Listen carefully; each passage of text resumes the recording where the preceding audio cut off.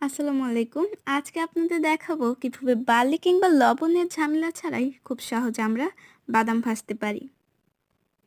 এজন্য প্রথমে নিয়ে নিচ্ছি ছিলে নিয়ে 150 গ্রাম কাঁচা বাদাম। বাদামগুলো কিছুটা পানি দিয়ে ধুয়ে নিব। ভালো করে ধুতে হবে যেন বাদামে বালি কিংবা ময়লা না থাকে। পানি ছাড়িয়ে অন্য বাটিতে তুলে নিব। এরপর চুলায় দিয়ে দিব একটি ফ্রাই প্যান।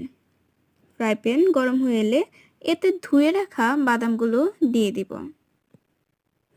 পানি সহই প্যানে দিয়ে দিব বাদামগুলো এবং অতিরিক্ত যে পানিগুলো থাকবে সেগুলো কিন্তু প্যানের গরমেই শুকাতে হবে। ভেজা বাদামগুলো শুকিয়ে আসার জন্য বাদামগুলোকে ক্রমাগত নাড়াচাড়া করতে হবে। যতক্ষণ পানি শুকিয়ে না আসছে ক্রমাগত নাড়তে হবে। আমাদের চ্যানেলে কিন্তু এরকমই অনেক সহজ অল্প সময়ে খাবার তৈরির রেসিপি দেওয়া হয়, তাই সাবস্ক্রাইব করে পাশেই থাকুন। বাদামগুলো শুকিয়ে এলে দিয়ে দিব সামান্য পরিমাণ সরিষার তেল। আপনি চাইলে ঘিও দিতে পারবেন। ঘি দিলে কিন্তু সুন্দর একটি ঘ্রাণ আসবে, যা বাদামকে আরও মচমচে হতে সাহায্য করবে। এর মধ্যে এবং দিয়ে দিব সামান্য পরিমাণ লবণ। লবণ কিন্তু বেশিও দেওয়া যাবে না, আবার কম হলেও ভালো লাগবে না।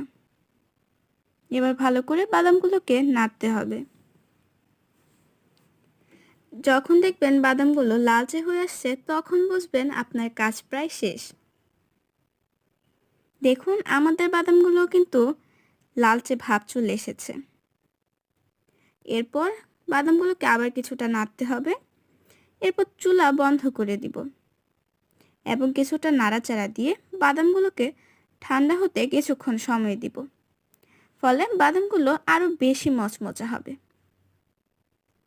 এরপর একটি সার্ভিং বোলে নাড়াচাড়া করে ঠান্ডা করে নেওয়া বাদামগুলোকে ঢেলে নিব।